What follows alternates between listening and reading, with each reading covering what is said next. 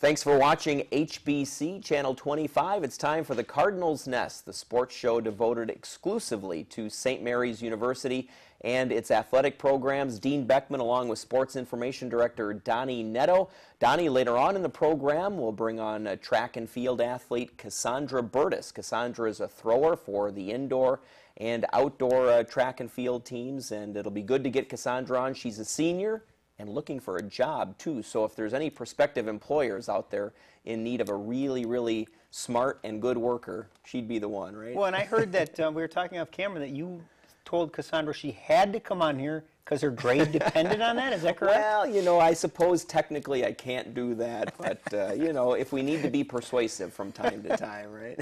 So Kassondra will join us a little bit later on here in the program and talk about her last 4 years at St. Mary's, and especially being a thrower on the track and field team. Before we get to that segment, though, Donnie will recap the past couple of weeks in St. Mary's athletics. And we'll start off with the baseball team. They have returned from their spring trip down to Arizona, and they had a couple of games in the Metrodome. And I've heard of the term pitcher's duel before, but they had what can really be classified as a pitcher's duel, a 1-0 win that went 14 innings. And I'll bet, Donnie, you've got to go pretty deep in the history books to find the last time St. Mary's won a baseball game 1-0. Well, you don't really want to put me on the spot like that. No, I won't put you on the spot Mayville State, in 2010, they won 1-0 to open the season. They did, so it wasn't that long ago. It wasn't, but you've got to go back to 1999, the last time they played a 14-inning game. Okay. And I think that that's the part that's really, you put those two things together is what's amazing about that game. Not only was it a 1-0 decision, but the fact that it went 14 innings. So they didn't score a run for, you know, there were 83 putouts before there was a run scored. Oh, man. And so, I mean, it was a great performance by both teams. And, you know, the Cardinals found a way in the bottom of the 14th to get the job done. You know, it's one of those where you're going to play a doubleheader. Why not just play both games in one? So, you know, 14 innings of great baseball. They got, you know, there were some plays at the plate. St. Mary's threw out 2 Oshkosh players at the plate. Oshkosh threw 1 Cardinal out at the plate. So there were several scoring chances, but defensively both teams played very well. And you know, it's really good. What you talk about it being a pitcher's duel, and you look at the performance of Teddy Van Rance was a starter in that game. He went the first 6 innings. Justin Cronenbusch came on. He pitched the next 6 innings. And so their top 2 pitchers, you're getting 12 innings of scoreless ball out of it. And that, I think, is really what Coach Winnicky was happy about in that game, was just the fact that he got pitchers to throw more than 2 or 3 innings and throw very effectively. Yeah, certainly that game more than any other shows how far St. Mary's pitching has come, even in a year's time. I mean, really, that was the Achilles heel last year for the Cardinals team, obviously an improvement. And before that, they beat Lewis and Clark, and also Cornell College. They split a doubleheader with Lewis and Clark up there at the Metrodome. So really, with the 3 games being played up there up to this point, they have really performed well coming off of that spring trip to Arizona. Yeah, and you look at, they closed out their Metrodome season, if you want to call it that. They played Luther on Tuesday night, and you know, unfortunately, it was a 2-1, 6-5 losses for the Cardinals. But you know, again, 2 games that I think if you talk to Coach Winnicky, he was pretty disappointed in the final outcome. In the first game, it was 1-0 St. Mary's into the 6th. Gave up 2 runs in the bottom of the 6th to lose 2-1, and then in the nightcap, they're up 5-2 going into the top of the 7th, and gave up 4 runs in the top of the 7th. So it was 2 games that they really had control of, and couldn't get the job done. And I know that you know, that's frustrating for any coach, and sure for any player as well. And you know, I think I'm impressed right now with the way the Cardinals are playing. And you look at, they're 8-7 heading into their conference opener on Saturday against Bethel, and 6 of those 7 losses have been by 1 run. So you look at that one swing of the bat, and all of a sudden they could conceivably be 15-0 right now. And so I think that you know, Coach Winnicky likes what he's seeing. He's getting some solid performances pitching-wise. Offensively, they're playing very well. You take away the 1-0-14 inning game, and then the 2-1 game against Luther in Game 1 on Tuesday, and they're scoring about 6 runs a game. So offensively, they're getting the job done. Now it's just a matter of making sure to put it all together when it really counts, and that's the MIAC season. Well, and to talk about a few individual players, Donnie, you've got Daniel Garrity, who's batting .410. Andy Edholm is batting .406. John Schlemmer, a familiar name, he's batting above 400. Three regular contributors right there hitting above 400, and then Teddy Van Ranst is playing well, pitching and hitting, so you've got a number of contributors to this point anyway having what could be considered career years. Well, you look at the team in general, and you're hitting .325 as a team. That's that's outstanding, and you're right. The players that you mentioned, Danny Garrity, it's great to see him really have a solid senior season. He's been he's been a kind of a role player, plays some second base, plays some shortstop, and this year he's really stepped into that shortstop role and is doing a phenomenal job. Put together a 12-game hitting streak. Unfortunately, it was snapped in Game 2 against Luther, but those are the kind of players that need to step up. Kurt Swanson is doing an outstanding job behind the plate. He had a great junior year last year and has really picked up right where he left off this year. And then you look at some of the newcomers as well, and Kevin Gannon sticks out really right away. He's just having a great freshman, or his first year here at St. Mary's, and is doing an outstanding job and leads the team in just about every offensive category. And so, it's a good combination of youth and experience, and hopefully they can continue to play well. I know Coach Winicke's excited about what he's got, and Coach Jacobson and the pitchers are doing a solid job. And like I said before, now the key is they've got to do it when it really matters, and that's starting Saturday with conference games. Yeah, another sophomore, I think, to keep an eye on. He's playing well this season, but I think still his best is yet to come is infielder Paul Lanasa.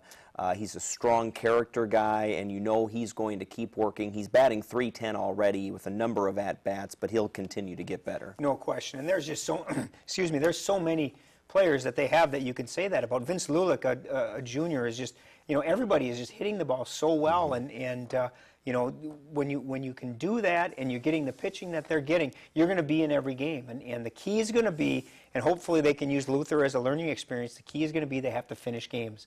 It's not a 6-inning game, it's a 7-inning game, and they've got to play as well in the 6th and 7th innings as they do in the 1st and 2nd. So hopefully they use these 15 games as kind of a preview of what to expect the rest of the way, and they kick off a big conference doubleheader against Bethel on Saturday at home at Max Mollett. All right, so the first home game coming up Saturday. And I know, too, as far as the MIAC conference goes, the conference, the team picked by the conference to win it would be St. Thomas. So, again, that's the team they have to look at. But they have historically played pretty well against the Tommies. Actually, they really have. They've played very well against the Tommies. And really, they've played pretty well against most of the teams in the MIAC, and I'm really excited for this year's conference season. I know that the coaches didn't give the Cardinals much of a chance this year, but I really wouldn't be surprised to see them battling for one of those 4 playoff spots. They have all the tools right now. It's just a matter of can the youth hang through for an entire season that really, with our weather, you never know. It could get crammed into a 3-week period where you're playing just about every day. So there's a lot of baseball to be played. They've played 15 of their 40 games, and hopefully they can continue to succeed the way they've been playing now. Right, and I have a feeling there will be a lot of close games, and can this young team pull out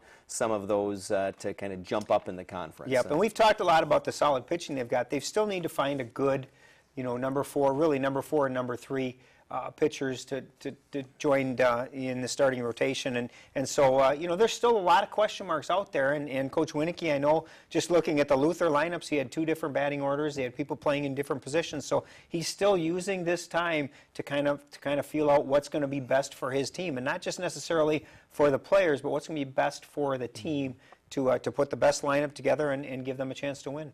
As we tape this, Donnie, the softball team on the field right now warming up for the first home and first conference game of the season when they take on Augsburg on Wednesday. They're back at home again on Saturday. So from the schedule standpoint, it has worked out well for St. Mary's. They get to open up their first 2 conference games at home, and really no field conditions to worry about. The field, I'm sure, in prime shape. Yeah, this has been a really good spring for the Cardinals, especially because they did have the 2 weeks off since they played last in Florida. So they haven't competed for a couple of weeks. But the fact that they've been able to be outside every day, practicing in normal conditions like they're going to face when they're playing their games here this week and into the rest of April, has really going to be a benefit to them. I know they had a few injuries down in Florida, so it was good for them to have a couple weeks where they could get everybody healthy and ready to go. And I know that Coach Miller's chomping at the bit to get that season, the real season underway. And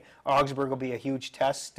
Their head coach Tim Gormley is an alum of St. Mary's, so it's always nice when he comes back to kind of rib him a little bit and let him know where his heart really should lie. And I think that the Cardinals, we talked about the men swinging the bats well. The women are as well. They're hitting very well. Kayla Peterson's doing a great job on the mound. She's going to be the workhorse for the Cardinals this season, and she's taking that ball and she's throwing very well right now.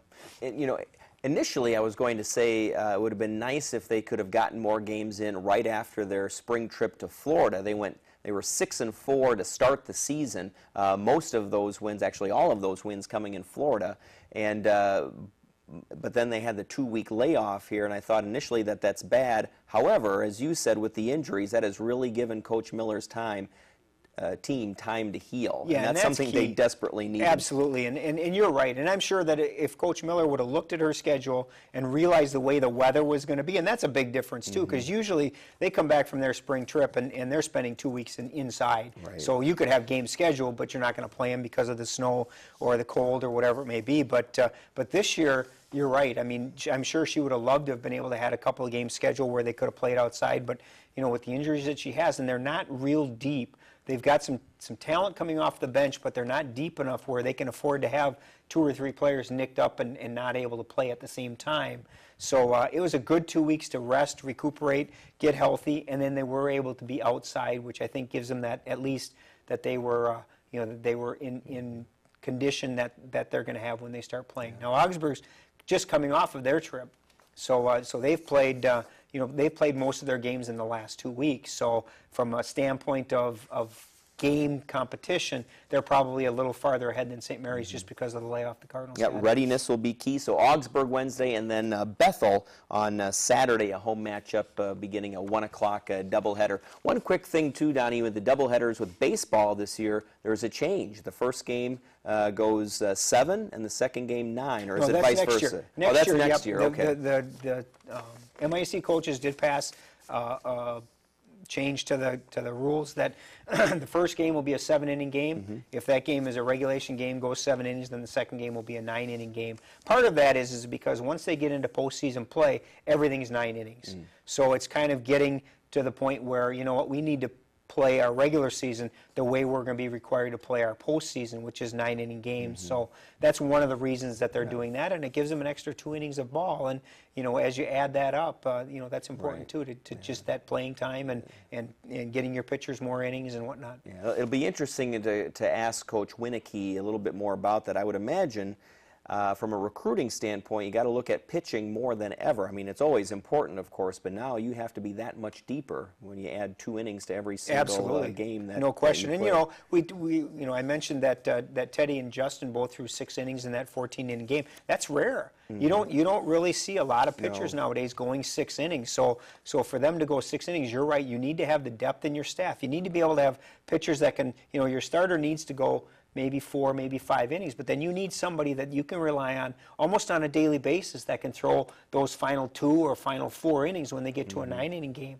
And I think that that's one of the things that Nick tries to do when they're in Arizona, is to play some 9-inning games for that same reason, is just to get the feel of it's a whole different game. The strategy is different. How you play the game is completely different in a 7-inning game and a 9-inning game. Yeah. All right, let's switch gears now and talk about tennis action. We'll begin with women's tennis. And St. Mary's coming off of the Florida trip, a win and a loss. Following that, St. Mary's was able to defeat Bethel University 7-2, but then followed that up with a 6-3 loss to Concordia on the women's side. You know, we talk all the time about, poor Jim Sella up at Concordia, if he ever watches this, is probably tired of us complaining about it, but it's tough to go to Concordia and play. And I know I talked to Coach Hallberg before they left for that trip. They played Friday night against Bethel, and they picked up the win there. Then they got on the in the vans on Saturday and drove up to Concordia for an early morning, Sunday morning match against the Cobbers. And that's tough. It's a 7-hour trip, and you're away from home, and you don't want to make that mistake or use that as an excuse. But it's tough, and you can, every sport we talk about. We talk about that trip to Concordia and the difficulty that it is, and it's a tough thing. And I know Coach Hallberg was trying to find a way to get it to make it feel as normal as possible, so that then when they got there on the court for that 9 a.m. match, that they would be ready. And Concordia was just a little bit better last Sunday than the Cardinals were. Mm-hmm. Looking at some of the individual numbers for the St. Mary's women's tennis team, Donnie, McKenna Edwards, a freshman, continues her dominant play, 14-5 overall in singles competition. Yeah, she's doing an outstanding job. And she's always going up against the number ones. That's right. Yeah. Ones or twos. Her and Bailey, her sister, have been Okay. alternating 1 and 2. But 5 of those wins did come last fall at the ITA Midwest Regional Championships, where she finished second. Right now she's got 14 singles wins. Her sister Bailey holds the single season record at 17. So McKenna's going to put a charge in probably trying to overtake her older sister, and I'm sure that has a little there's a little incentive there that she'd love to take over that spot from her sister. But the Edwards sisters, you talk about all three of them, Bailey, Killian, and McKenna, are doing an outstanding job and playing very well. Bailey's having a really solid senior season, which is great to see. She's been so successful at St. Mary's her first 3 years. It's really nice to see her play well in this final season, and I know Coach Hallberg's certainly going to miss her next year when he's putting his lineup together. He can't just go Edwards. Right. There'll be one missing. So. Well, and yeah, Bailey and McKenna, they're doubles partners. They are 11-3 on the season. Yeah, they're playing very well in doubles, and they're unbeaten. They're 4-0 in conference play in doubles, and that is at number 1 doubles. So they're facing everybody's number 1, and they're, like you said, they're doing outstanding. They're 4-0 in conference, and 9-2, in duels. And then you add to it the 2 matches they played at the ITA. They're 11-3 in doubles competition, which is great to see. There you see their upcoming competition. Unfortunately, on the men's side, Donnie, since the spring trip to Florida, 3 straight conference losses on the men's side, so they'll look to get things turned around this weekend when they take on Hamlin. Yeah, it's a big match on Friday against Hamlin, and they're playing pretty solid. You see some highlights here of them against Gustavus. Gustavus is so good and so deep that it's tough to play against them, and unfortunately came away with a 9-0 loss. But the men are playing well. They just haven't been able to put everything together. They'll get some solid play from 1, 2, and 3, and then 4, 5, and 6 might struggle a little bit, or vice versa. And so Coach Hallberg needs to find a way to get everybody playing well together. Mike Lunka and Bobby Steingraber are doing a great job at number 1 doubles. They've been virtually unbeatable. In fact, the match against Gustavus is really the only match that they've lost all year at doubles. So they're doing a really nice job. Sitting at 14-1 after 15 matches is pretty impressive. And Sam Puff is doing a great job at number 3 singles. Has had a really solid sophomore season, and Andrew Rangich at number 4 is also playing very well right now. Well, as you look at the statistics, all of the single players, I mean, they're very competitive, right? They're all of them about a 500 record, besides Sam, who's 11-4, of course. But even though the rest of them, and Michael is 8-7, but the rest of them right there hovering around 500. And I think that shows in some of the team scores, because they have had 3 5-4 matches this year, 2 of them victories. Exactly, and that's what you need. You get those close matches. You need somebody to come up with a big performance, and right now that's that's kind of where they're at. They're getting that big performance from a different person each time. And we've talked a lot about Sam and Michael and Bobby, but Andrew Rangich is playing very well, and Gavin Smith is doing a nice job at number 5, and Justin Loeffler is playing a lot at number 6, and is also playing very well. So there's a lot of talent there, and they just need to continue to improve with each match. All right, again, Hamlin this upcoming weekend for the men's tennis team. And next week here on the show, we'll recap again all of the previous week's activities in baseball, softball, tennis, and more. And stay tuned here to the Cardinals Nest. Coming up next, we'll bring in Kassondra Burtis from the track and field team here on HBC Channel 25.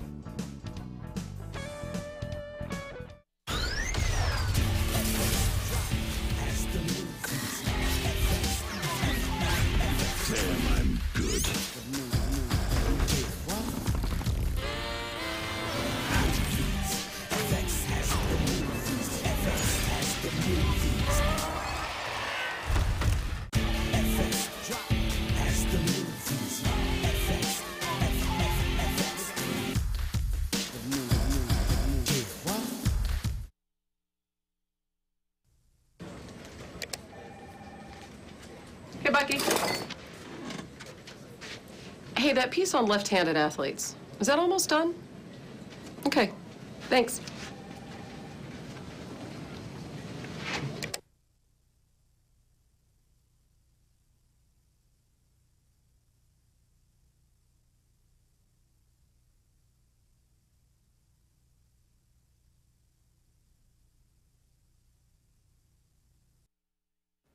And we're back here on the Cardinals Nest. Dean Beckman, Donny, Nadeau, Kassondra Burtis from the track and field team joining us.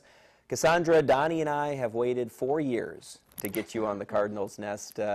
Donny knows you not only from being an athlete, you've also done a little work for the sports information department there, so he knows you from that standpoint. I, of course, have been your professor in a number of classes. You're a public relations major along with a sport marketing major, so you've got both of those going on there. So welcome to the Cardinals Nest, and I promise we'll be kind. So. Well, thank you for having me. It takes actually, Donny, a lot of courage for Kassondra to come on with us too, right? Absolutely does, yep. So Kassondra, you're from Fairmont, Minnesota, and this is your first introduction to the viewers of the Cardinals Nest. So tell us how you got started in track and field, and then from Fairmont, how you decided and why you decided to come to St. Mary's. Okay. Well, I got started in track and field mainly because of my brothers. I have two older brothers who are very into sports as well, and they were both in track and field before me also. So when I was younger, I always kind of wanted to do what they did sports-wise. So 7th grade, I started in track, and my track coaches at that age were very good at having us try new things. So they had us try, I did some running, I did some relays, I did long jump, high jump, and throws. And I don't mean to sound cliche, but I fell in love with throws, and I've been there ever since. So starting in 7th grade, I started with shot put and discus, and then I did that all through high school, all through senior year. And then I came to St. Mary's. I have a cousin who went to St. Mary's. She graduated in 2010, and I had just heard her talk so highly about St. Mary's and why she loved it, and she invited me to come visit her and take a look around at the school. And again, not to sound cliche, but I got to St. Mary's, and I felt like I belonged here, and it just felt right to me. So that's how I got to St. Mary's. And then to track at St. Mary's, I actually emailed Coach McMahon, and I asked him, I said, hey, I didn't come to visit him before I got here, but I told him I was interested, I wanted to talk to him, and it just kind of got started from there. Yeah, and now that would have been one of his first years here as head coach. Yes, probably, I believe right? it was either his first or second year here, okay, yep. Good. It's hard to believe how fast the 4 years go, huh? Oh, I can't believe it. Can you talk a little bit about that, you know, as you come in as a wide-eyed freshman and, you know, like you say, really just, hey, I'm interested in competing in track and field, and now here you are, the senior, one of the veterans of the team, have been through the wars and starting to head into your last outdoor season. How big a change has there been from that freshman year to this year? It's definitely been huge. I came in as a freshman, you know, not really knowing anybody here, and another thing is I started a new events when I got here. I started the weight throw indoor and the hammer outdoor, and I'd never even actually seen them being done, so it was a whole new thing to me. And so I had some older teammates who guided me through, and my coaches helped me just to learn, become familiar with the new events. And so I just blossomed from there, and I think with the years comes more confidence, comes more maturity. And being a senior now, I feel like I'm able to, you know, be that leader for the younger throwers, the new freshmen, sophomores who have come in, and just be there for them to help them in throws or whatever else they need. Well, Kassondra, you had a terrific indoor season, no question about that. Tell us your thoughts on how the indoor season went, kind of what you saw as the highlights and the major accomplishments. And then I'd like you to compare that to the outdoor season. As you said, you throw the weight indoor, and then outdoor it's the hammer, so maybe talk about that as well. Okay. Well, yeah, indoor, you know, it's a lot different from this year from last year. Major improvements. Personally, last year I studied abroad for a semester. I was gone all for a semester and didn't have, you know, track on my mind as the #1 thing. So I was fairly behind when I came back second semester, and I wasn't, you know, at the point everyone else was. So coming into this year, we started our training late October, so I already had a few months to go. And I think that definitely helped me to improve, and that's where I saw my large improvements, was from, you know, being ready for the season this year. And going to outdoor, hammer and weight are my two big events. Like you said, weight indoor, hammer outdoor, and they're basically the same movements, the same techniques for the most part. The biggest difference is just the weight. The weight indoor is 20 pounds for women. The hammer is about 9 pounds. And so it's just a little bit different of technique. It's, I mean, like I said, the same, you know, basic movements, but going from indoor to outdoor, you just have to make slight adjustments to just get ready for the different movements. Talk a little bit about the apparatuses, because they are a little bit different. In the weight there's not as long of a distance between your hands and the weight, and then in the hammer you've got a much longer distance. Is it a big adjustment to go from one to the other? I think definitely my freshman year it was for sure a big adjustment to get used to the differences, but now that I'm a senior, it's my 4th year, I think I'm more used to it. It's more easy for me to adjust from one to the other. I would just throw a hammer, you know. That's about all I could throw. You're also gonna throw discus this year in the outdoor, and obviously Yes. they don't have a discus in the indoor season. Right. Preparation for the discus, how do you prepare? Do you have to wait until you get outdoors, or is there anything you can do training-wise to get ready for the discus competition? Well, there are some things you can do to get ready indoors, but for myself, I was mainly focused on the weight indoors, so I just did start getting ready for it when we started outdoor practices a couple weeks ago. And I actually took the year off from discus last year, so it's even a bigger adjustment for me to have to get ready for it again. But as I said earlier, I've been in track since 7th grade, and I've thrown discus since 7th grade, so it's kind of just, you know, getting back on the bicycle again and just having to get used to it again. You know, you said that you were experimenting a little bit in practice with some different types of throws, but you indicated off camera the shot put is not for you. But now, yet at the same time, you did that throughout high school. So I did. It's not like riding a bike, I take it. You just can't hop back on and get back to it.